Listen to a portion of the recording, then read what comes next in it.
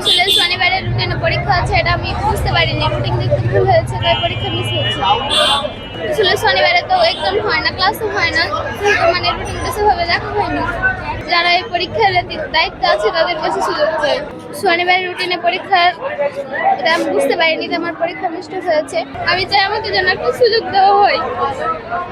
আমার মনে হয় অনেক বছর পর এই শনিবারে পরীক্ষা হচ্ছে, এটা অনেকেরই হয়তো স্মরণ হয়, অনেকখানি দেখা যাবে পরবর্তীতে অনেকেই হয়তো ভুলে গেছে, এই রুটিনটা মনে রাখতে পারেনি।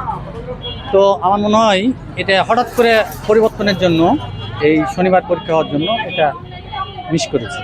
12টার সময় যে স্যার এরকম আমরা ভুলে গেছি, আমি রুটিন লিখতে ভুল করেছি, তো এটা জানি আর অন্যখানে হয়তো হতে পারে।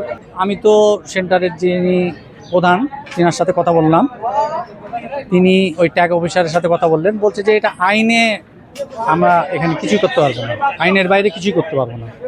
আমি বললাম যে মানবিক কারণ স্যার, এটা একটু দেখেন, কন্ট্রোলার স্যারের সাথে একটু কথা বলে দেখেন। নয় তো ওনারা